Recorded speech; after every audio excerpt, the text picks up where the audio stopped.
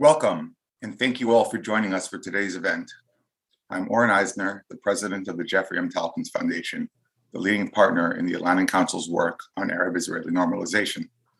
I'm delighted to introduce today's event. The Abraham Accords, signed in September 2020, ushered in a new era for the Middle East. They offer a historic opportunity to bring countries together, to bring people together, a new era of cooperation across business, technology, agriculture, tourism. The opportunities are endless. But bringing people together after generations of being apart will require making some adjustments to how people in the region view each other. New education initiatives will play a critical role in countering old, ingrained animosities. These initiatives will also help prepare the next generation of Middle East youth to better participate and compete in the workforce of a modern, interconnected world. Today's event will bring together two panels to explore opportunities presented by the Abraham Accords to promote regional peace and tolerance and to combat hate, extremism, and anti-Semitism. The first session will feature the first public event of the co-chairs of the new U.S. House of Representatives Abraham Accords Caucus. Congresswoman Kathy McMorris Rodgers and Congressman Brad Schneider will lead in a keynote discussion on U.S. efforts to promote peace and tolerance in the region. The second session will feature an expert panel discussing the importance of education in promoting tolerance and best practices for reforming textbooks and the role policymakers can play to advance a more inclusive, tolerant Middle East. The panel will feature Marcus Sheff, CEO of Impact SE, the chairman of Hidayah, His Excellency Dr. Ali Rashid Al Nuami, and the founder and chairman of the Mimuna Association, Eli Mehdi Boudra. And this panel will be moderated by Melissa Weiss, the managing editor of Jewish Insider. And as a reminder, this event is on the record and will be recorded. And with this, I'll hand the floor to William Wexler, the senior director of the Rafiq Hariri Center and Middle East programs at the Atlantic Council. Will? Thank you very much, Oren. I want to say this event brings me great joy because we at the Atlantic Council are strictly bipartisan in everything that we do. We try as much as we can to look for areas of commonality and look for ways to build coalitions in Washington, D.C. to address some of the most important national security issues of our time, always working with partners and allies abroad to advance America's interests and to build a more peaceful and prosperous world. In this day and age in Washington, it's no secret that it's hard to find bipartisanship. But one of the issues in which we have been able to find bipartisanship is the Abraham Accords, is the new Middle East that is being built before our eyes, where Israel has a greater number of normalized relations with many of its neighbors. And that's just not important from a diplomatic point of view, but it's important for security issues, of course, but for people-to-people exchanges, business-to-business exchanges, culture-to-culture exchanges. These are the things that are going to fundamentally change the region over time if we're all successful in this. So I'm really happy to have with us two of the House co-chairs of a bicameral organization, the Abraham Accords Congressional Caucus, bicameral, bipartisan. It's exactly what we like to see in Washington. We have with us Congressman Bradley Schneider, who represents the 10th District in the House. He's serving his fourth term. He's a member of the House Committee on Ways and Means and the House Committee on Foreign Affairs. Prior to joining the Congress, he spent more than 20 years in business and management consulting. We also have with us Congresswoman Kathy McMorris Rodgers. She represents Eastern Washington in the 5th Congressional District. She currently serves as a Republican leader on the House Energy and Commerce Committee. She previously served as chair of the House Republican Conference, and she was the 200th woman ever elected to serve in the U.S. House of Representatives, which is really wonderful. Let me start first with Representative Schneider. I'll ask you to talk a little bit at the beginning before we have a conversation between the three of us. Sure, Will. Well, thank you. And it is truly a privilege to be here speaking to the Atlantic Council as part of the first formal program with the new Abraham Alliance Accords. It's an honor to be with my colleague, Kathy McMorris Rodgers, and I'm excited about our work together. The Abraham Accords, without question, are ushering, as Oren said, ushering in a new era. And with that, there is what is already happening, a shift it's a shift in vision for the Middle East among the nations that are a part of the Accords: Israel, UAE, Bahrain, Sudan, and Morocco. It's a shift in thinking. What are the possibilities? What are the possibilities for peace and opportunities to advance forward? And already it's a shift in actions. We have seen it in the people-to-people level with travel between the countries, in commerce opportunities. One of the best examples, I think, is the project where UAE is funding a solar field in Jordan to produce electricity to power a desalination plant in Israel that will produce fresh water to send back to Jordan. A win-win-win for the entire region. And we're seeing the fruits of the Accords already in politics.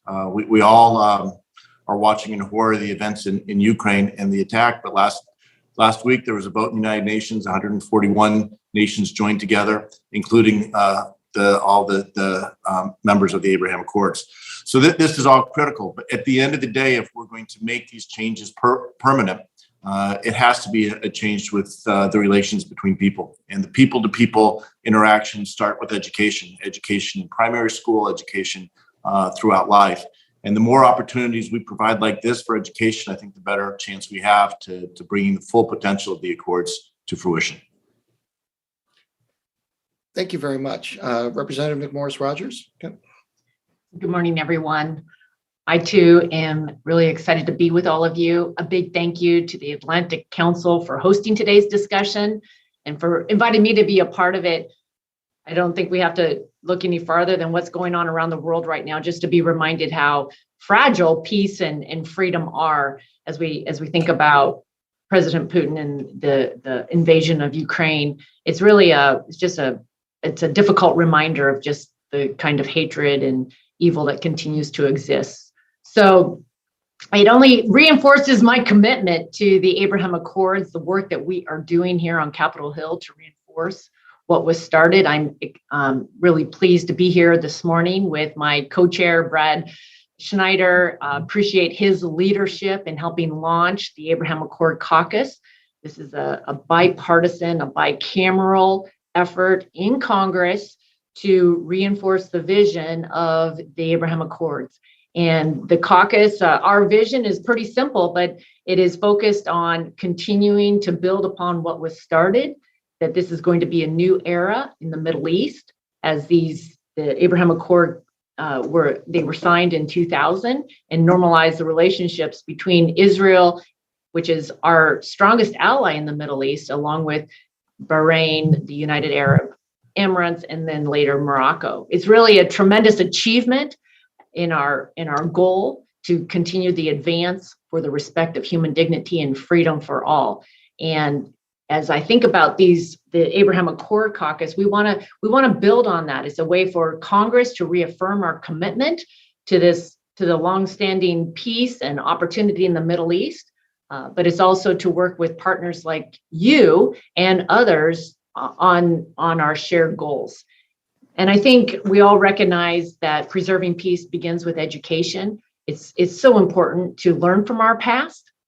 People often say that history doesn't repeat itself, but it rhymes. And it's important that we take the time to educate. And we know that in many cases, students in the Middle East finish school without ever hearing about the Holocaust, let alone the history of Israel.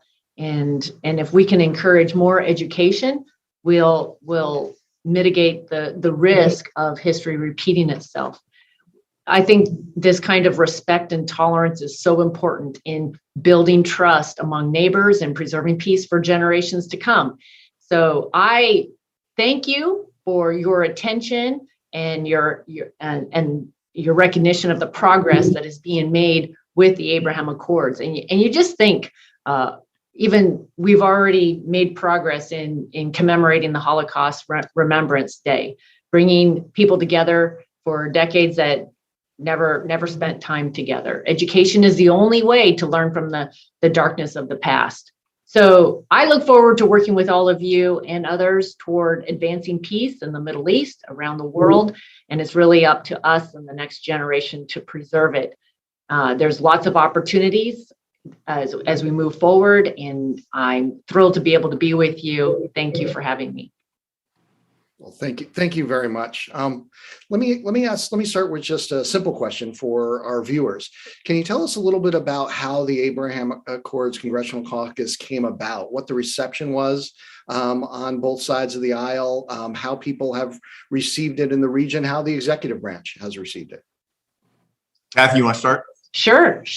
The Abraham Accord Caucus was a way for Congress to reaffirm and continue to support what was launched in 2020 with the countries in the Middle East. And for us on Capitol Hill, for Republicans and Democrats, House and Senate, it was such a momentous achievement. And it was important that we continue to build upon what was started. And so we're looking for the new economic, political, and cultural opportunities to build an even stronger relationship between these countries in the Middle East. And so the caucus it came about by members saying, you know what, we need to be doing everything that we can on Capitol Hill to continue to promote the foundation that was started with the Abraham Accord, look for opportunities for members to be able to travel to these countries, to identify priorities in building stronger alliances, and to do it in a bipartisan, bicameral way, to continue to promote the unity around what has been started. And the only thing I'll add, Kathy, is absolutely right.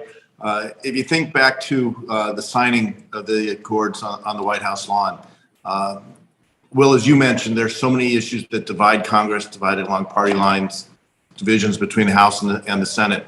But I was privileged to be on the lawn. There were Republicans, there were Democrats, there were representatives, there were senators celebrating, what it truly is a historic step forward. And as we move forward, the understanding that the United States, while we are not the direct parties to these agreements, we play a crucial role in facilitating the opportunities, creating the context to advance them and move them forward, both deepening the relationships between the countries that have already signed the accords, as well as trying to expand and bring more countries into the accords. And so it was just a natural next step. We're in this together. Let's do our work together, and let's try to make a positive difference in an important region. Excellent. And can you give us a little bit of sense about what your agenda is for the Abraham Accords Congressional Caucus this coming year? Sure. I'll start with that. The most important thing we can do is education. As we've talked about, is members of Congress come from all over the country with different experiences. Many of them come having never been to the Middle East, never really studied the history or the dynamics taking place in the Middle East. So to the extent that we can help inform our members, explain some of the dynamics, the richness of the cultures, the interconnectedness of the peoples is a key first step. As Kathy talked about, hopefully we'll have the chance to visit the member countries as a group and to build those relations. So the agenda starts with basic understanding, appreciation, and ultimately seeing what we can do to advance the cause. Yes, I think that was excellent. I'll just add that no matter who's in the White House, this is Congress wanting to be supportive of the Abraham Accords. And so whether it's traveling to those countries, working with the State Department to prioritize support for the Abraham Accords, building the relationship with the countries that signed, we're going to be having meetings with the ambassadors to be able to talk with them in more detail about what they see as the greatest opportunities, whether it's the economic, the political, the cultural. We want to make sure that this is just the beginning of this relationship being a success. And in some cases that might be pursuing economic opportunities. We're going to be looking for regional partnerships or the public-private partnerships and encouraging different sectors in the United States to be pursuing the economic opportunities, whether it's in agricultural or tourism, healthcare, energy. The more that we can be doing to encourage this alliance, to encourage people to visit, to identify and pursue the public-private partnerships, the economic opportunities from the bottom up to benefit the countries as well as the people that live there. I think it will cause others to want to be a part of what has been started with the Abraham Accords. And so we can highlight that on Capitol Hill. We can have briefings on Capitol Hill, not just with the ambassadors, but others that are wanting to pursue the relationship among the Abraham Accord countries. You know, we've seen the first legislation that was looking to advance normalization slow, as things tend to happen these days on Capitol Hill, get caught in some degree of partisan politics. What's your guess in terms of the prospects for legislative solutions to actually be able to pass things that are able to give practical advantages to the countries, to the businesses, to the people that are trying to advance, deepen, and broaden normalization in the region? Well, I'll let Brad talk about his legislation as far as the Israel Relations Normalization Act, but the work that is being done through the caucus is going to be foundational to the success of any legislation, because Capitol Hill is based upon relationships first and foremost, and especially during the last couple of years with COVID, it's been even more difficult. And I think you're pointing to that. It's been harder to get things done. However, as the caucus meets, as we can meet in person, have more briefings, come together and identify priorities, both across the aisle as well as across the Capitol, between the House and the Senate, will be more successful. I've already had some good meetings with colleagues in the House on the Energy and Commerce Committee in particular that are anxious to go to work on bills that will help advance the vision and the goals of the Abraham Accord Caucus. Thanks. And as Kathy mentioned, I'm one of the leads on the Israel Relations Normalization Act. It is bipartisan. Ann Wagner is my co-lead. It's also originally sponsored by both the chair of Foreign Affairs Committee as well as the ranking member. So we've got broad support. We have more than 330 co-sponsors. And just to remind everybody, the magic number in Congress is 218. So 330 is significant. Last I checked, it was split exactly evenly, Republicans and Democrats. So it's got broad support in both parties. We do on the fringes, and this is true on both parties. We have folks who are taking issue for whatever reason it might be. In the House, we've been dealing with some challenges with the squad, and again, I've got 330 co-sponsors. I'm very confident this is broad bipartisan support. In the Senate, Senator Cruz has issues with the bill, but we have, I think, 67 or 68 co-sponsors. Again, magic number. Well, in the Senate, there's 50 and 60. There's no doubt in my mind that there is broad bipartisan support for the Abraham Accords, for the prospects for peace in the region, bringing people together, bringing nations together to advance shared interest and create new possibilities. And so I am hopeful we can move it soon. Obviously, as Kathy knows, anytime we introduce a bill, we think it's exactly right and should be passed the next day, but we'll work together and get it through. That's great. Can you give us a little sense about what the reception has been in the executive branch, how you see the Biden administration approaching these issues? Yeah, I've talked with the administration, actually with the campaign before they won the election, the administration as they came in. For me, advancing peace in the Middle East is an issue that's been important long before I got to Congress. I think there's a warm embrace and understanding that if there is going to be peace in the region, the United States has a very crucial role to play, that the Abraham Accords opened up new doors, and that the administration is doing everything it can to try to advance them, bring in new countries, whether it's countries within the area. The big one would be Saudi Arabia, but also countries around the world like Indonesia. And I think there's opportunities to work together, Congress and the administration. Yes, for sure. Our goal is to be working with the State Department to get some clarity around how they plan to prioritize and support the accords. That is, I too have started having those conversations, because it's going to be important that that we understand where the administration is coming from and what they have in mind as far as the normalization efforts. So that's going to be one of the first steps, and we've already reached out to start having those conversations. That's wonderful to hear. We have a question from the audience that I think is actually quite important. There's understandably and appropriately a lot of excitement about the Abraham Accords and the decisions that were made in 2020. At the same time, Jordan made a decision to normalize over 20 years ago. Egypt was the leader in doing this over 40 years ago, and took a degree of courage in doing so that was really unmatched by any subsequent country.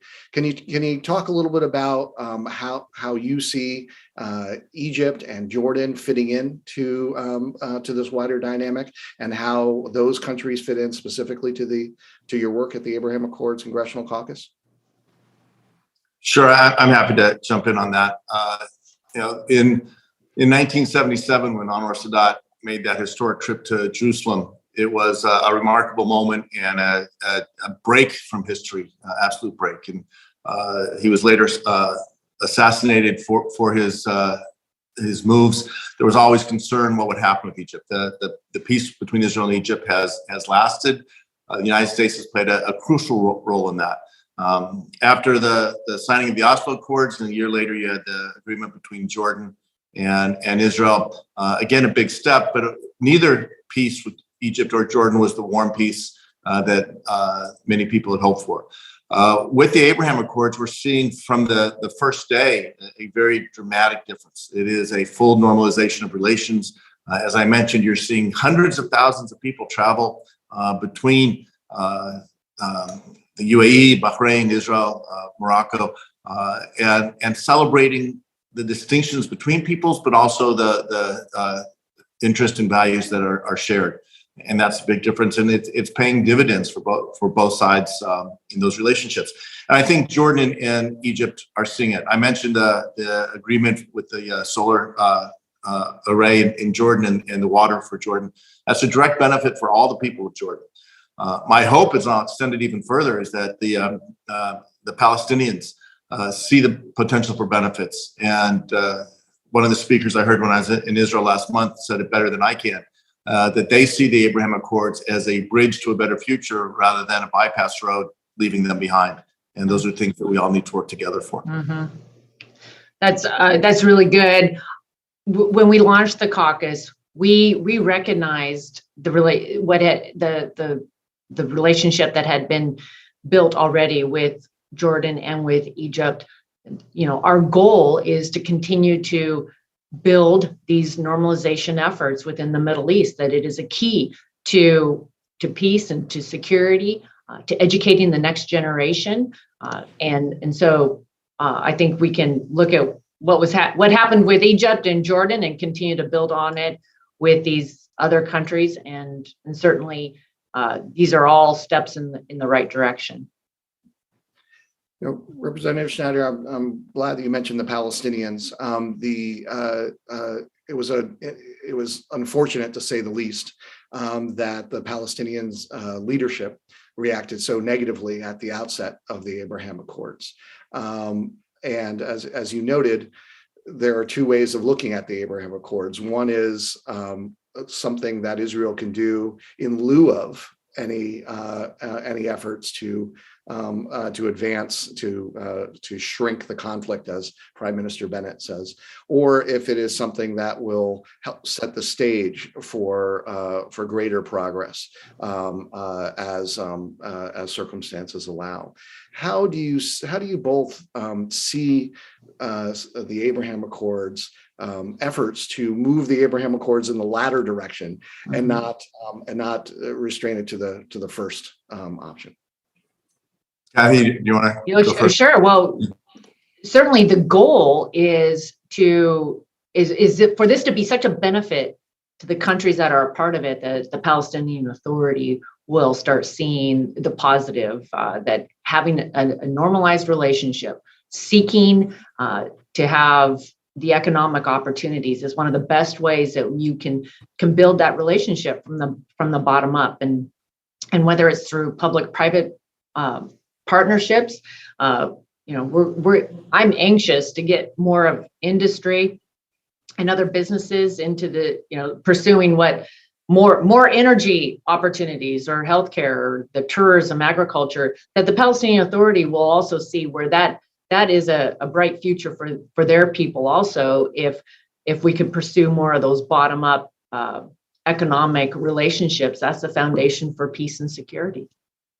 Yeah, and I would add, I think Kathy's absolutely right. And the idea of balancing short-term and long-term goals. Short-term, as you mentioned, Will, Prime Minister Bennett is talking about shrinking the conflict, building trust. I think that's critically important, improving the lives of Palestinian people, giving them opportunities for education, for jobs, for achieving their dreams and aspirations. All has to be a piece of it.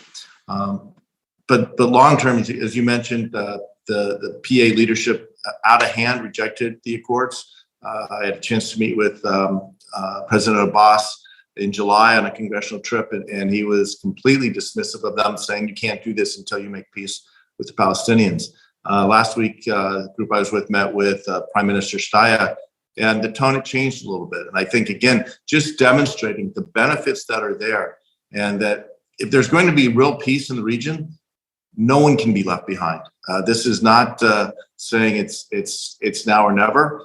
Now is an amazing opportunity, and hopefully all peoples will see that now is the chance to get on this train as it leaves the station and reap the rewards. But ignoring any one group is not a long-term strategy here that will be successful. One last question, because we're getting near the end of the time that you have so graciously allotted us. Earlier in the Biden administration, there was real conflicts between the U.S. perception and Egypt, and then when the war in Gaza happened, I think a lot of us saw the value that Egypt plays in minimizing that conflict. Now we're in another situation that's much more powerful and has great dangers for the wider world, and every American is seeing it in the prices of the gas pumps today. Do you think that now is the time, and in the context of the Abraham Accords, for how do you think this is going to affect the U.S.-Saudi relationship? Great question. Look, as I mentioned earlier, that what we're seeing happen in Ukraine is a humanitarian tragedy, a war crime, an unprovoked invasion of a sovereign country, and the world has united in remarkable ways. I think that's wonderful. I think not just the Saudis. I think the Middle East, the countries in the Middle East have an important role to play here. We've seen Prime Minister Bennett working to mediate between the Russians and the Ukrainians. One of the only countries that has strong relationship with both countries. And I think for the world to stand strong, for the world to stand against this aggression, I believe this week the House is going to be voting to ban Russian oil imports of Russian oil. That's going to have a consequence on all Americans. We're already seeing inflation from the pandemic and the breakdown in supply chains. This is another pressure we'll have to deal with.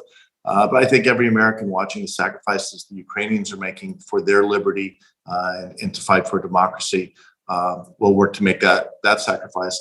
But at the same time, we in Congress, the administration, and the international community have to work together to address those impacts and mediate them and try to get us back on the path of progress for all peoples, including here at home. So the Saudis have a role to play. We need to engage them. And I am sure the administration is involved in doing that already. Right. And I'll just add to just how we all are inspired by the leadership of President Zelensky, the courage of President Zelensky in Ukraine, in pushing back on Putin and his aggression. I think it's important to recognize that Putin has gained his power and funded his military through his energy production and exports. And it points to the importance of not just American energy. I believe that we should be doing more to flip the switch in America. I am going to be supporting the the halting of Russian oil imports into the United States, but I also believe that we need to be doing more here. And I know that the administration is engaging with Saudi Arabia as well as others around the world. It just points to the importance that energy is foundational to our lives, and how important it is that America is energy independent and helping meet energy needs around the world, but also certainly energy has been one of the key factors in the Middle East also, in continuing to have strong relationships is going to benefit everybody. Representative McMorris Rodgers, Representative Schneider, thank you so much for your time. This has been an absolutely fascinating discussion, and thank you very much for your leadership in the House of the bicameral, bipartisan Abraham Accords Congressional Caucus. We look forward to working with you in the years to come. Well, thank you. It's been great to be with you. Yeah, good to be with you. Thank you so much. Keep in touch. Thank you. And with this, I'm going to turn it over to the next part of our session to Melissa Weiss. Thank you so much, Will. I'm honored to be here today to facilitate this conversation with our expert panel. And let's begin by meeting our speakers. His Excellency Ali Rashid Al Nuami currently serves as the first chairman of the International Steering Board of Hidayah, the International Center of Excellence for Countering Violent Extremism, which is based in Abu Dhabi. He's also the founder and chairman of the World Council of Muslim Communities. Dr. Al-Nuami is a founding member of the Forum for Promoting Peace in Muslim Societies and the first Secretary General of the Muslim Council of Elders. He's also the founder and chairman of Al-Majal Media and the editor-in-chief of Al-Ain News Portal, a comprehensive Arab news portal. Additionally, he's the founder of 7D News based in London, covering international news. As a pioneer of educational reform and policy in the UAE, Dr. Al-Nuami served as the Chancellor of the United Arab Emirates University and the Chairman of the Abu Dhabi Department of Education and Knowledge in his capacity as a member of the Executive Council of the Government of Abu Dhabi. Now, Mr. Al-Mehdi Boudra has a special interest in minority rights and intercultural dialogue. In 2007, he founded and has since served as president of the Association Mamouna, a Moroccan NGO that seeks to promote Moroccan Jewish heritage and Muslim Jewish dialogue. In 2011, Mr. Boudra organized the first Holocaust conference in the Arab world. The following year, he brought the first Arab student seminar to Israel. In 2013, he joined the United Nations Holocaust Program to work on Holocaust education in the Arab world. In 2018, Mr. Boudra was among the Allgemeiner's J100 list, the top 100 individuals who've positively influenced Jewish life. In 2019, Mr. Boudra co-founded the Jewish Africa Conference. Mr. Boudra is associated with and serves on the boards of many civic and educational organizations in both Morocco and the United States, such as the American Sephardi Federation and the International Advisory and Research Council and the Inter-University Center for Terrorism Studies. From 2015 to 2021, he joined the Royal Institute for Strategic Studies, for which he serves as the head of its international relations program. Mr. Boudra is fluent in Arabic, French, and English, holds an MA from the Peace, Conflict, and Coexistence Studies program at Brandeis University, and a BA in International Studies from Al-Quain University. Marcus Sheff is the CEO of the Institute for Monitoring Peace and Cultural Tolerance in School Education, Impact SE, a Jerusalem-based nonpartisan nonprofit organization that assesses educational efforts across the world to determine compliance with international standards derived from UNESCO. Its activities include encouraging the rejection of violence and advocating for change when necessary. Sheff was a political reporter at The Nation, an editor at the Jerusalem Post, and a foreign correspondent before heading WordShop, strategic communications firm, for a decade. He worked for Dow Jones International and Advent-Star Inc., and was CEO at Intermediate, an international business development firm, before becoming executive director at the Israel Project. He has for 2 decades been involved in global healthcare. He's briefed world leaders, spoken at the United Nations and parliaments, and appears regularly on media. He studied political science and international relations at Leeds University, where he was an elected leader of the Student Union, and international relations at Tel Aviv University. Marcus, the first question is for you. Much of the work your organization does is looking at textbooks from around the Middle East and North Africa to see what content is being taught. What is the purpose for examining textbooks, and how is it done methodically? Question to whom? Thank you, Melissa. Thank you, the Atlantic Council, the Jeffrey Talpins Foundation, for facilitating this groundbreaking discussion. It's a real honor to be in this august company. So Impact SE analyzes textbooks and presents policy recommendations to decision makers to encourage standards of peace and tolerance in education. And as you ask, why textbooks? And I think we all know, because school education is the key to fostering the development of peaceful, tolerant societies of the future. Unfortunately, of course, textbooks are also where negative influences like skewed historical narratives, hatreds of the other, and inequalities, political violence all take root. And as Congress people Schneider and Rogers both commented, it starts with education. And this is because textbooks are uniquely authoritative. They are central to conveying the political and social values and national identity that leaders want to impart to the next generation. And you know, this is particularly so in many countries of the Middle East, where you tend to get one textbook for each subject, for each grade. And also, I would say, fascinatingly, textbooks are political predictors. What one teaches the generation of today informs the behavior, the values, and the actions of societies of the future. So to methodologies. Our methodologies are derived from UNESCO standards of peace and tolerance. They are respect for the other, for the individual other, gender equality, no hate, no incitement, peacemaking as the way to resolve conflict, economic prosperity, historical accuracy, gender identity and representation, and sexual orientation. But, you know, the key to proper empirical study and understanding is really not to cherry pick. You can't take a piece here or a piece there from a textbook and say, we understand the whole school curriculum. So for instance, to analyze the UAE school curriculum, we examined all 220 textbooks, as well as older editions, because, you know, it's important to get comparative analysis and to establish trend lines. So, you know, that is hard labor, Melissa.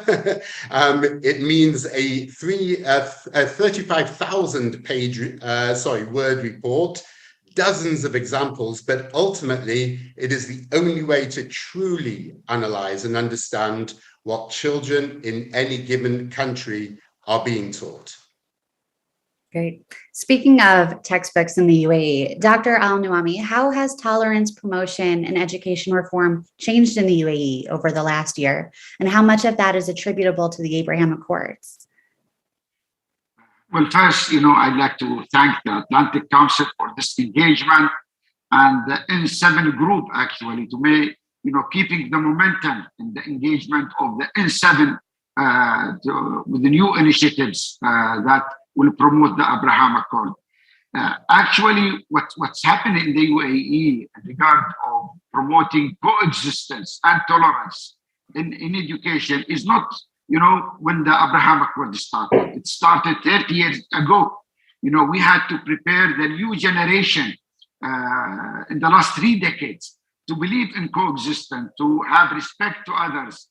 Unfortunately, the word tolerance does not reflect what we mean when they say the word tasamuh in Arabic, because the word tasamuh, it means that, it's respect, it's love, it's acceptance, and it's deep from your heart. It's not only something that you are told to do so by law, or someone who have an influence will tell you to do this or not to do that. So it comes within the person itself. So what we did actually, we did a huge investment in our educational system from KG till the university to promote coexistence, to promote the human values that we share together as human beings. And, we were very fortunate in the UAE because we are a very diverse community. We have 200 nationalities. Many of the teachers that teach in our schools and in the university are from different parts of the world. So our kids, when they deal with their teacher, they look at their teacher as if they are their parents. And they see that this teacher is from Canada or from Australia, or from South Africa, or from Brazil, from UK, from United States. So that actually enabled us to build bridges, between our kids and their teachers that, promote coexistence, promote acceptance, promote love, and build the bridges of respect and trust with others, regardless of their religion, their nationality, their color, their ethnic. So this is where it's very important. It's not a political decision to go and move into peace and promote tolerance. It's more than that.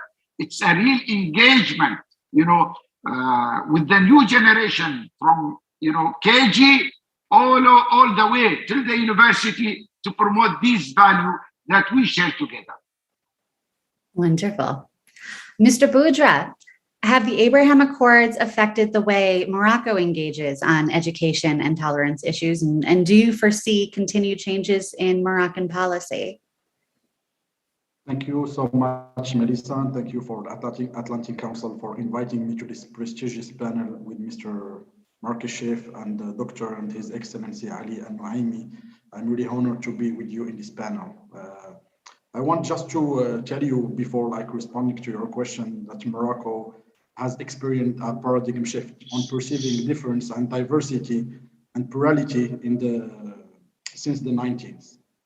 Before, Morocco saw diversity as a threat, but today Morocco, under the leadership of His Majesty King Mohammed VI, is seeing diversity as an opportunity, as a resource, and as a gift to the Moroccan people. Then, as His Excellency Mr. Ali Al-Nuaimi said, that nor Morocco nor Emirates are doing that for the Abraham Accords, but they are doing it for our own people, for us. As you can know, nothing is granted. If we don't fight, if we don't invest in our people, if we don't educate our people, we are not going to save the values that we have in some countries in the MENA region. And in Morocco, thanks to His Majesty the King Mohammed VI, we had many changes, and among them we have in the Moroccan school curriculums, we have many changes lately, which respect the new constitution of Morocco, who was set in 2011, where we say that Morocco is an Arab and Amazigh country, and Mediterranean, African, and Muslim, but also a Hebraic component of the Moroccan constitution is said in this constitution. Then what is today done is to apply the constitution of 2011 with those curriculums who are mainly for the elementary school. There is changes where we highlight the Jewish component of our identity. And we should be proud of our diversity and the plurality of our own identity in Morocco. What do Moroccans currently learn about Jews as a people, both within and beyond its borders now and historically? And do you think that has had an effect on normalization? Of course, in Morocco, everywhere we can go, there is Jewish presence. Before the creation of the State of Israel in 1948, Morocco had 250,000 Moroccan Jews living in Morocco, which was the biggest non-Ashkenazi community in the world and the major Jewish community in the Muslim world. Today, unfortunately, we have only 3,000 Jews still living in Morocco, but it's still one of the most vibrant Jewish communities in the Muslim world, and it's really active. And this is started with the creation of the foundation of the Moroccan Jewish Heritage Foundation, was created in the 1990s, who renovated more than 12 synagogues. It renovated, thanks to His Majesty, 200 shrines and cemeteries. There is a work who have been done in the long term. Today with Abraham Accords, of course, there is an impact, a positive impact toward Morocco, because as I can tell you, we just made a perception survey in October in a project called Rebuilding Our Homes, funded by USAID and in partnership with American Sephardic Federation and Association Mimuna, where we asked a question on the perception of Jews in Morocco in the Melahs of Fez, Rabat, and Essaouira, and the results were really positive. I think almost 85% of the response were positive. And we had a question about in regards to the tripartite agreement between Israel, United States, and Morocco, where 92.7 are optimistic, which shows that not only the young generation or the older, like 92.7% of Moroccans in a survey that we had, like 1,200 target sample, which is, I think, an important sample that we had, was positive toward the Abraham Accords. Great. Now, Morocco brings a really interesting and unique perspective to the rest of the region. What do you think other MENA states can learn from Morocco's approach to peace and tolerance? And what can Morocco learn from other states?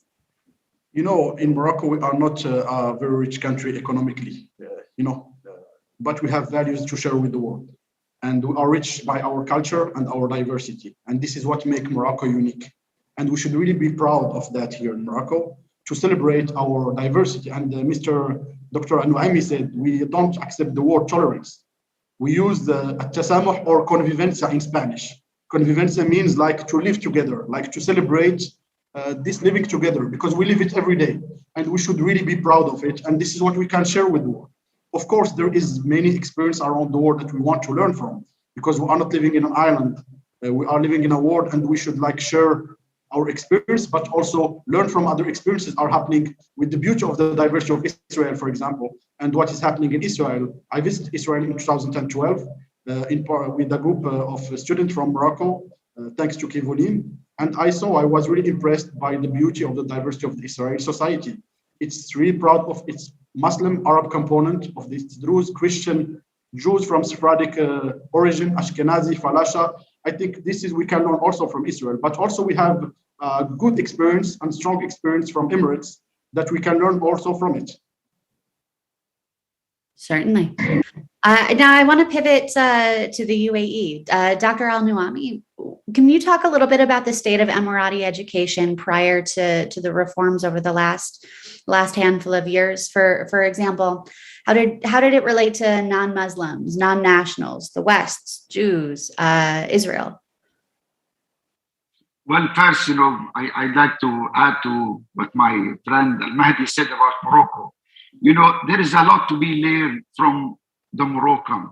They have a rich history when it comes to acceptance, to coexistence. It's something, if you go to what happened during World War II, King Mohammed V, the survivor of the Holocaust, Morocco was one of the few countries that, stepped in and have the courage actually, to protect them. And if you go 100 years before, when the Jews community moved from Spain, they had a safe haven in Morocco. So it is, when you talk about coexistence, it is within the DNA of the Moroccan people. It's there, it's rooted in them. When it's come to the UAE, actually, it's very important to understand we are part of a very conservative region. We are part of a region which is hate was promoted in the last 7 decades and still continue. There is countries, schools, till now, every day, those kids are taught death to America, death to Israel, death to Jews. It's not a slogan that you hear in the news, on TV, in demonstration. No, it's in the schools, in the classroom, it's promoted. So you have to understand our region. We are part of a region that we came a long way to counter that narrative. And we did it with a holistic approach based on prevention. We use the education, the legislation, the religious narrative, public narratives, NGO. We engage all stakeholders who influence the general public. And education played a major part in it. So when you look into our curriculum, you will see that, within it is integrated the respect, not only acceptance. It's more than that, respect to all nationality, all human beings, that we look at the human values are as if they are our own values that we want to maintain and we want to promote.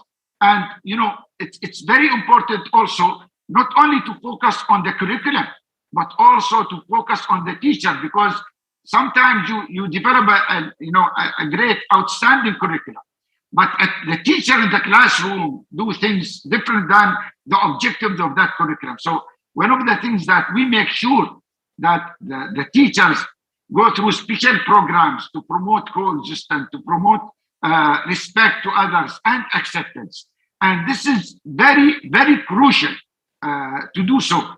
And we see the outcome of this, that in the new generation, they are, when the Abraham Accords started, when, the many tourists came from Israel, more than 100,000, they felt, that they are safe here in the UAE. Many of them, I met with them, they say, well, Ali, we feel much safer than going to Europe in the UAE. And they saw that the engagement, the interaction, and this is where it's very important, as Congressman and Congresswoman mentioned, it's people to people. After tomorrow, I'm talking to a group of students from Israel, from UAE, from Egypt, from Jordan, from Morocco. They are here in UAE. And, we are trying to keep the momentum in a full engagement in all sectors to show that peace, is our only path to the future. And this is the roadmap that all have to follow. And we should use education, to have the real engagement with peace. Wonderful. Now, Marcus, having looked across the region, what stands out most to you about the Emirati curriculum? What are they doing right that other countries could and should emulate? Well, first of all, I would like to say how interesting and encouraging it was to hear from Mr. Elman Mudri-Budra in relation to the Moroccan curriculum. So much of what he says we have seen anecdotally. We will be studying it this year, and we will do that with great pleasure. I think what I can do really is, if you like, fill in the dots in relation to everything that Dr. Ali Al-Noami said. And by the way, interesting his reference to the Houthi curriculum, which we did review, the Houthi textbooks, which absolutely, as he says, encourages to so much violence, to so much hatred, and the result of that is absolutely, as we see in behavior of Houthis out of school and into violence. And really, the reverse of that is what we see with this UAE curriculum. We see a curriculum, and he will forgive me, I will use English terms so that they are understandable, but I entirely agree that not everything is translatable one-on-one, as we say. But I think what we see really is a curriculum that teaches students to value the principle of respect for other cultures, to encourage curiosity and dialogue. It's so ill-disposed to radicalism and terrorism. It teaches that being positive, experiencing happiness are fundamental values necessary for a rich, fulfilling, healthy life. Again, so different to so many other curricula in the region, which are essentially just encouraging to martyrdom, to jihad and to death. They praise love, as Dr. Al-Noami said, affection, family ties with non-Muslims, interfaith relations, particularly with Christianity, but expressions of tolerance towards Judaism really suffuse this curriculum. There is a rich corpus of Islamic texts and sources, and they are specifically used to teach tolerance, to teach peacemaking, emphasize that requirement of respecting and showing kindness towards non-Muslims, non-Arabs, and non-citizens living in the UAE. Students are taught to resist those false claims that Islam is a violent religion. They are asked to think what tolerance means. That's critical thinking and so important. They see images of diverse cultures smiling at each other, shaking hands, working together. And there are those passages, as I alluded to, focusing on tolerance towards Jews, really, really widespread. Exercises and activities across subjects asking to reflect on the positive results of peace and stability. So again, that idea of, really asking students to think about these issues and come up with their own ideas, as far as they are concerned. And, that connection between prosperity and peace and peacemaking, made over and over again in the book, and really important. Really interesting to us, intriguing, is that the UAE Israel Normalization Agreement is incorporated into 3 separate Islamic education textbooks. If I'm not mistaken, that is grades 6, 8, and 12. And students, again, are asked to write essays and presentations about the positive impact of the treaty. So the short answer is this is a blueprint curriculum for all. It most closely meets UNESCO standards in peace and tolerance that we are looking at in that part of the world. And, just imagine, if you will, for a moment, if the ideas and the methods in this curriculum can serve as a model for others to emulate. I think that is, really something which is aspirational. Sure, yes, absolutely.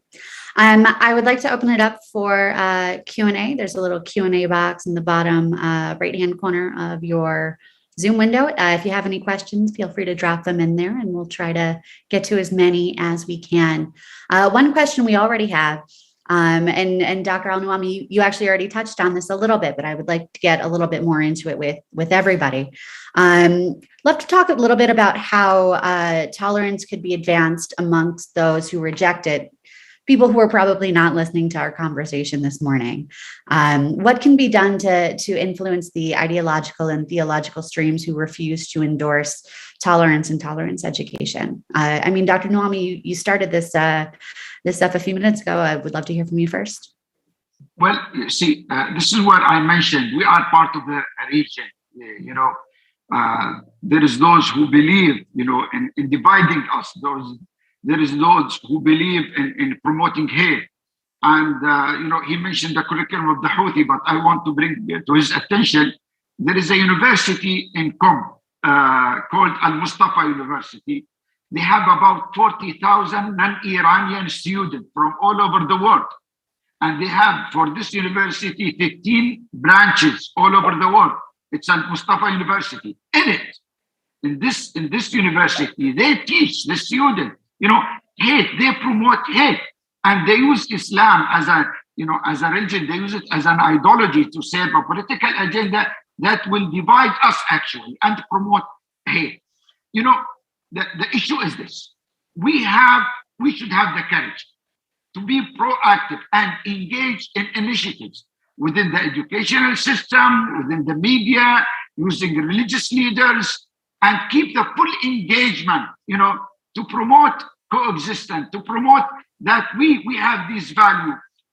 Before 4 years, as I was in New York, and I talked about, they asked me about minority in the Middle East and the Christian minority. I said, look, you are in the West, you are committing a huge mistake when you take those Christians from their towns and villages that, they have been living there for centuries.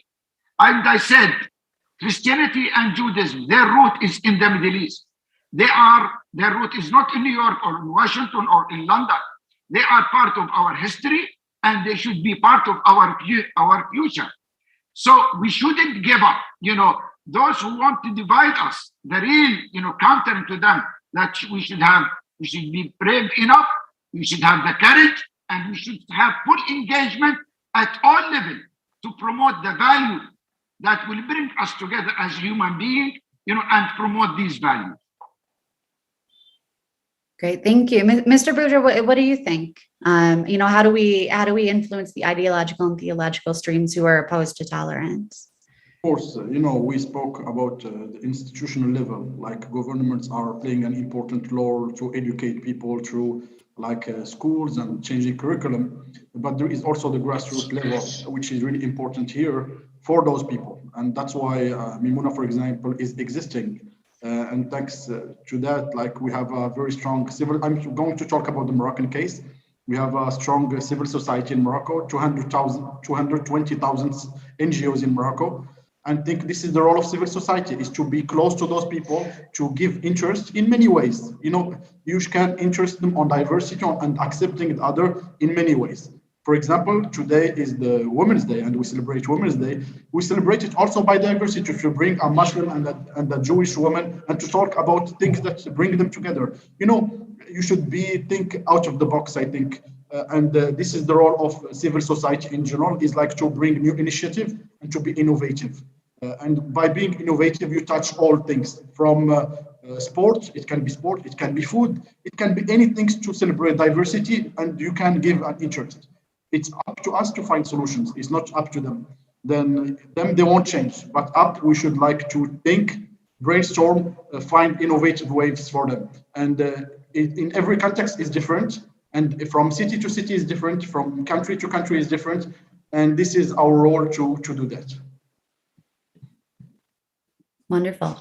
I'd like to pivot a little bit and focus a little on the Abraham Accords. So Marcus, starting with you, how do you think the Abraham Accords can be better leveraged to advance the developments that we've gotten to thus far? Well, I think that all evidence and obviously common sense points to the fact that teaching peace and tolerance is a sine qua non for the acceptance of peaceful relations between nations, for the promotion of prosperous societies, and for that warm people-to-people peace which we are speaking about. Tolerance is that bulwark against radicalization, and it's the basis for interrelationships between peoples. In trade, certainly, but not just in trade, in relations which, if you like, transcend just the economic. And again, it starts in the classroom, it starts with textbooks. So, bottom line, I guess, is those nations seeking peace and prosperity will entirely understand that there can be no dissonance between the actions of governments and what is being taught to the next generation. These two things have to be of one voice. They have to make sense one to the other. So, if normalization is a national strategy, it must also be part of an educational framework, which must support normalization. So I guess in short, you need to teach real peace to have real peace. You need to teach real respect for the other to have real respect for the other. So, the leveraging of the accords, I think, is really, again, back down to educating to them so that they last, so that they stick, and so that they create the societies of the future that we are looking for in the region. Now, Impact SC has done a lot of tracking of educational materials, especially since the Abraham Accords. What new trends, if any new trends, have you witnessed in tolerance promotion across the region since the signing last September? Well, absolutely. We've been looking at standards of peace and tolerance and textbooks in the MENA region, including, of course, Israel as well, for the last 25 years. And, it is fair to say that a process of improving standards predates the Abraham Accords. In fact, there is much good which has been happening over the last few years. The UAE, as we are saying, began thinking about this process over a decade ago, as did Morocco. And we noticed impressive changes in the Tunisian textbooks way back in 2010, and unconnected or possibly not to the Accords is Saudi Arabia making significant changes to their textbooks in 2020 and 2021. And we were, absolutely delighted to be a part in that significant change. Talking about Israel, Israeli textbooks identify peace as the ultimate goal, depicting them as highly desirable, achievable, acknowledging a Palestinian presence pre-1948, the development of a national Palestinian identity, and different aspects of a Palestinian narrative and experience, which is told to Israeli children in a Palestinian voice, including, terminology which is very sensitive in Israeli communities. So, this process of improvement is something which, which we have seen for some time now. I would point to King Abdullah II as doing a really significant job in the improvement of the Islamic studies textbooks in Jordan between 2014 and 2016, something which stemmed from the Amman letter of 2004 and the Amman conference of 2005. And he did this with great opposition from the Muslim Brotherhood in Jordan. I have to say, Melissa, not all is rosy in the garden in relation to textbooks. Sadly, the Turkish curriculum has been, radicalized in recent years. Jihad, war, has been introduced as a central value. Martyrdom in battle, and this is the Turkish curriculum. Martyrdom in battle is glorified. There is an ethno-nationalist religious vision which combines neo-Ottomanism and pan-Turkism. The Iranian curriculum, you will not be at all surprised to hear, is really quite appalling. Children are raised to follow in the footsteps of martyrs. They are essentially told that they need to be killed or made invalid, just as so many Iranian children were during the Iran-Iraq war. Syrian textbooks have an ideology that is exclusionary, militaristic, extraordinarily narrow-minded. I don't see either of those changing soon, but we are seeing changes in the Qatari curriculum. It is slow. There is a phase of transformation happening. Much more needs to be done there. Unfortunately, the other curriculum which has gone, if you like, backwards is the Palestinian Authority textbooks. Peace there is just not presented as preferred or even possible. That is to say that Palestinian children, 1.3 million children going to PA or UNRWA schools every school day, just have no concept of what peace might look like. And they're anti-Semitic. They promote a one-state game through jihad, through violence, and those clearly have to be changed. So we do see a great deal of change over the last decade or more. Some authorities, unfortunately, going backwards. But again, I return to the idea that countries like the UAE, like Morocco, who are blazing a path to tolerant education, really, absolutely can be and should be an object lesson for everybody in the region. Sure. I'm glad you brought up the UNRWA textbooks. Jewish Insider, we've been covering that in your reports for months now. We did get one question about the Israeli educational materials that are distributed to students inside of Israel. Is Impact SE looking at those? Are there any bits of problematic content, and how are you addressing those?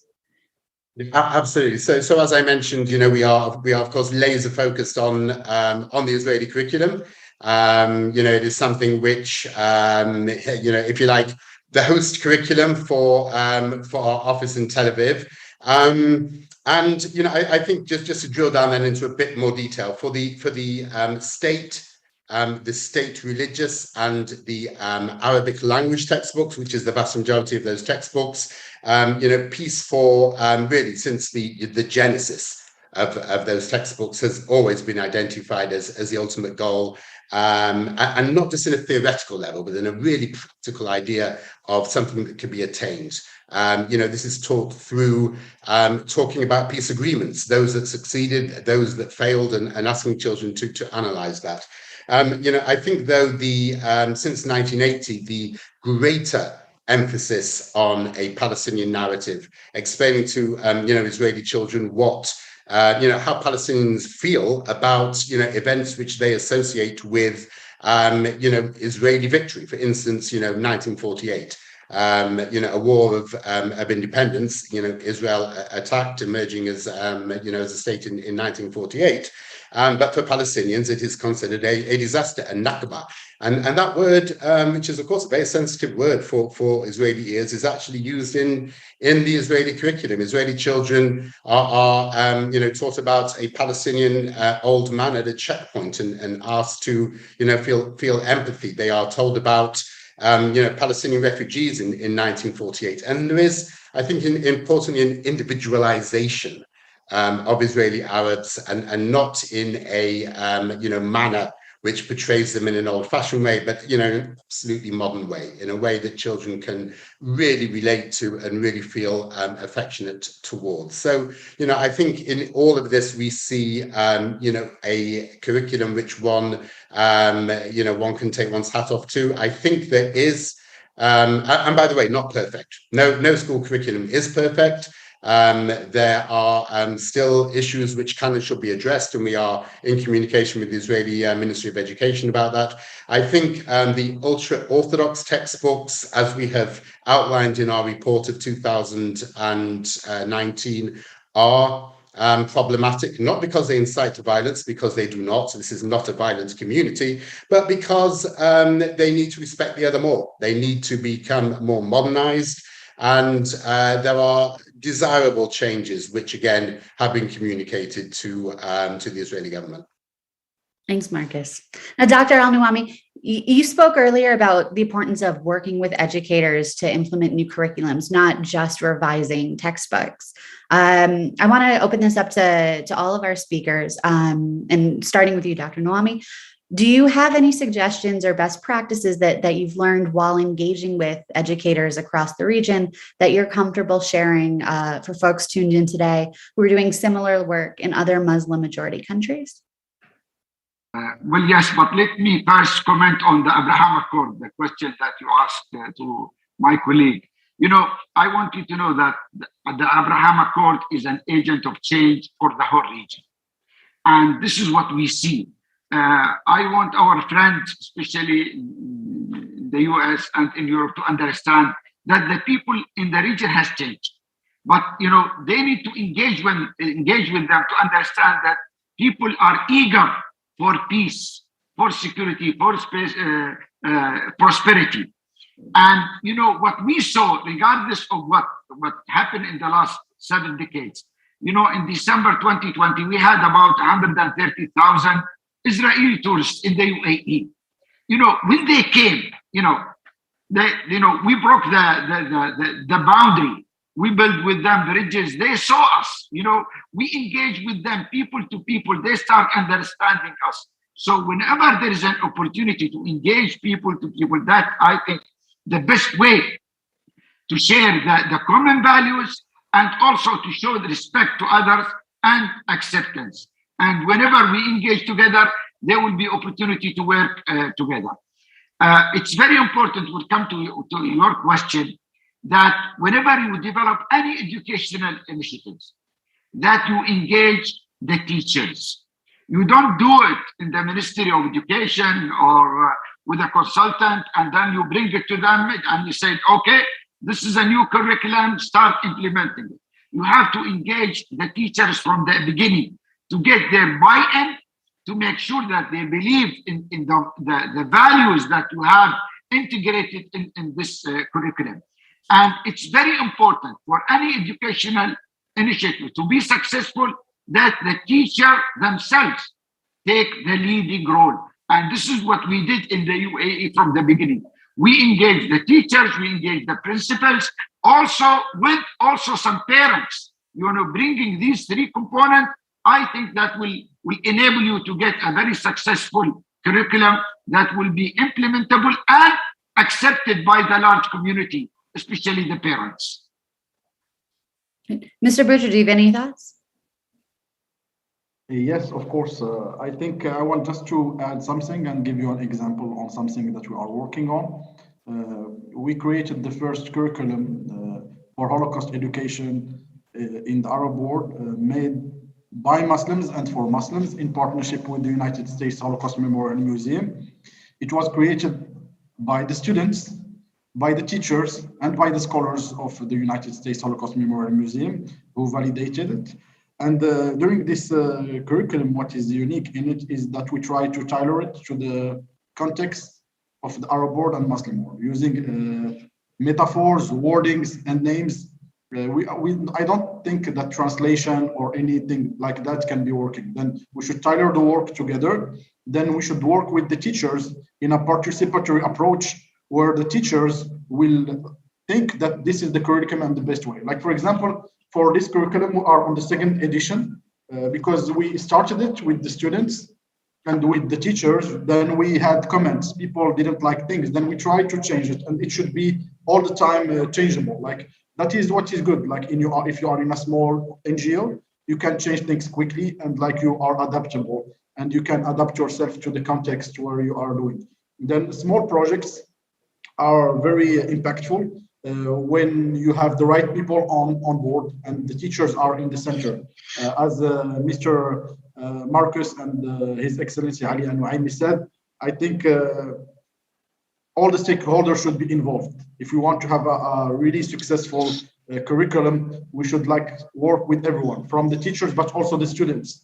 If we want to have a sustainable peace in the MENA region, it's through education. And without education, there won't be any sustainable peace in our region. When looking at the challenges facing the region, where would you place education in your ranking of priorities? And what do Arab states have to gain the most by promoting education that's focused on peace and tolerance? You know, education is a challenge that we are having. It's not only about diversity, but all kinds of challenges that we have in education systems in our region.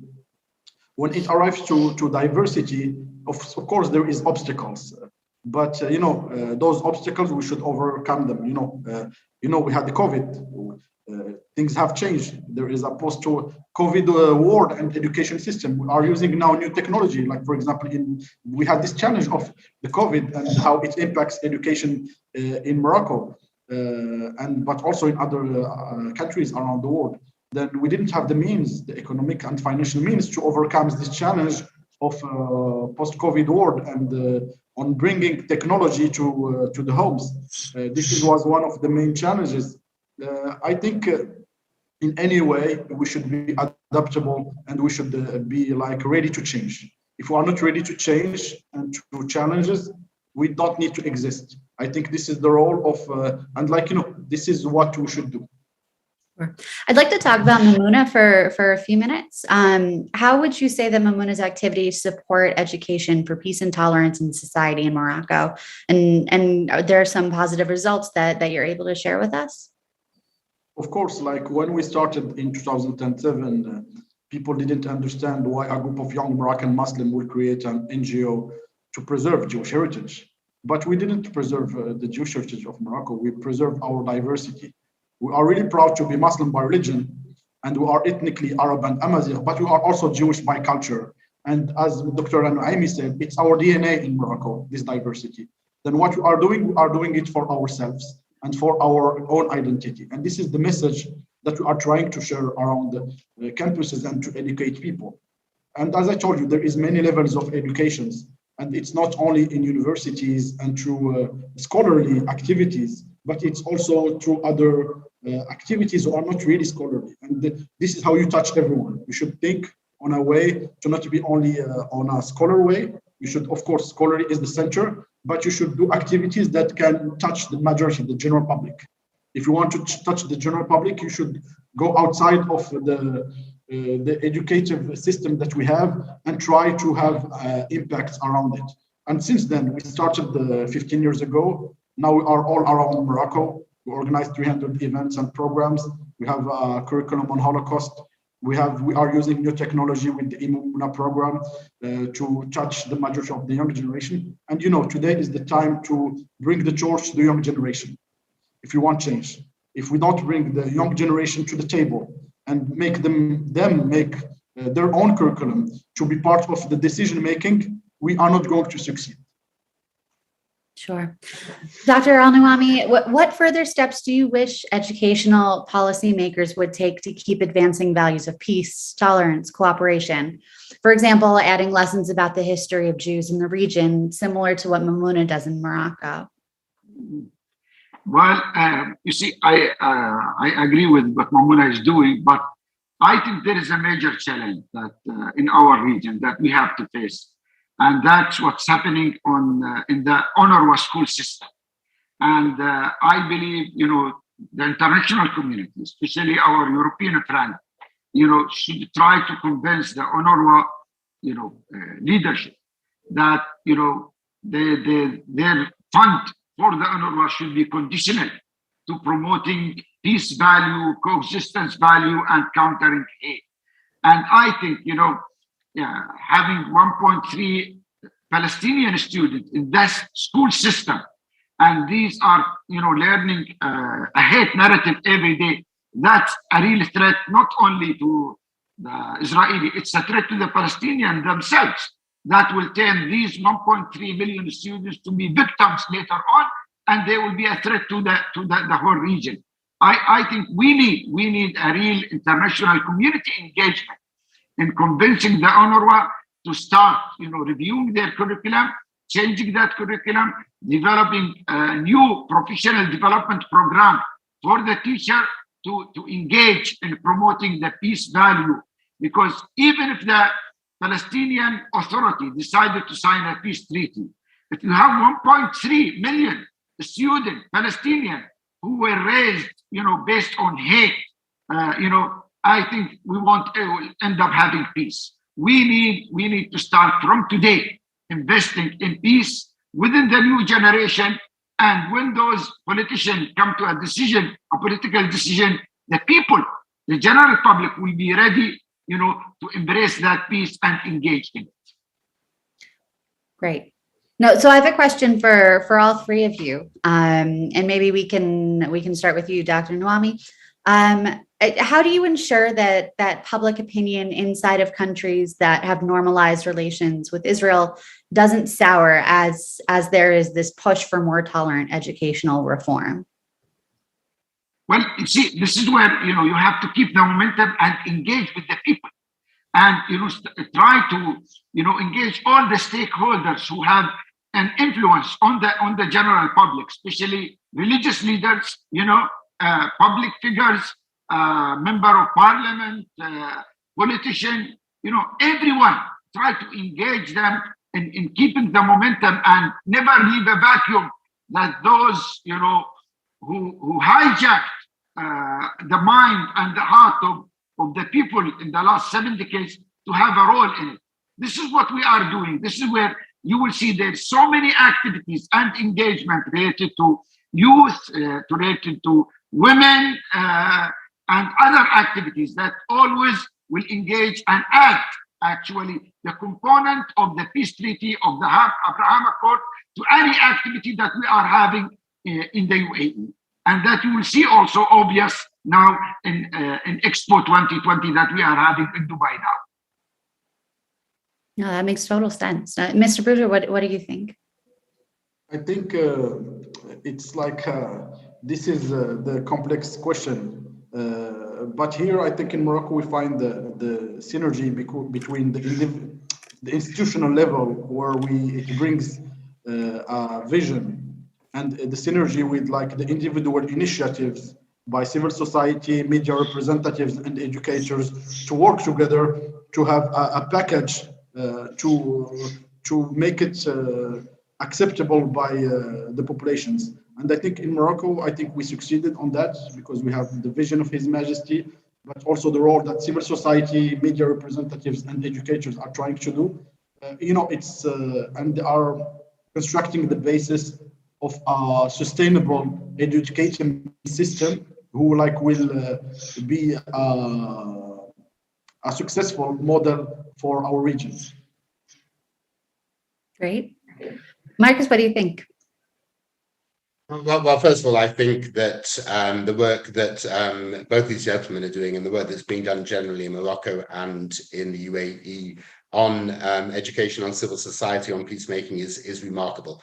But I would say, wouldn't I, that it starts with textbooks. The uniquely authoritative nature of textbooks, the fact that they impart those values which we want to see in societies of the future to a greater power than any other single possible medium. I think focus on that is extraordinarily important. Of course, there needs to be a lot of work going on around that within civil society, and absolutely agree on everything that was said about training teachers on teacher guides. I would also add to that parent participation when possible is so important and so useful. But really, the textbooks as, if you like, the blueprint for the societies we want to see and for the possibility of those peaceful relations, I think is absolutely key. And I just want to agree wholeheartedly with Dr. Ali Al-Nuaimi in relation to UNRWA's work. It really is time for them to stop inciting children in schools as a UN organization every single school day, teaching jihad, teaching martyrdom, not teaching peace. This has to end. And I think that will be an international effort. It's an effort which is certainly happening in Europe. I think other countries really do need to weigh in to make sure that this ends. Great. Now we're just about out of time this morning or afternoon for you gentlemen. I wanted to see if there were any last thoughts you wanted to share with our audience today before we wrap up. Dr. Al-Nuaimi, any last thoughts? Well, you see, yes, I'd like to thank you for this engagement, and I want to emphasize that we want to keep the momentum in the engagement within 7, and we hope that it will be in 12 and 14 and 20 in the near future. But it's very important to engage all sectors in this, and especially people to people. And we need to bring our Bahraini with us. We need to bring the Sudani with us, and also others. Maybe some of those countries who didn't sign the normalization treaty with Israel, but believe in this. We should, bring them on board, to keep, the engagement for the whole region within the Abraham Accord peace. Thank you so much, Dr. Al-Nuaimi. Mr. Bruder, any final thoughts? Yeah, I want to thank you again for giving me the opportunity to be in this great panel. I'm really honored to be with Mr. Marcus Schiff and His Excellency Ali Al-Nuaimi in this great panel. And I think without a sustainable education system, there is no sustainable peace. And I'm okay, like the curriculums are the basis and are the ones who construct the pillars toward a sustainable peace in our region. And without it, of course, there won't be any sustainable peace. And we should see also there is nothing granted. Things can change, and things change. There is a political system. We don't know what's happening in the future. But if we want to construct a peaceful MENA region, it's through education. Great. Marcus, any final words? Just to thank you, Melissa, and the Atlantic Council, and to say how uplifting and empowering it is to be with these two remarkable gentlemen. I see many conversations in our future. Thank you. Wonderful. Thank you all for tuning in today. Thank you to the Atlantic Council. Thank you to our speakers, to Congresswoman Catherine Morris-Rogers, Congressman Brad Schneider. Thank you all for joining today. I think this is a really enlightening discussion. Everybody have a great day. Thank you. Stay safe.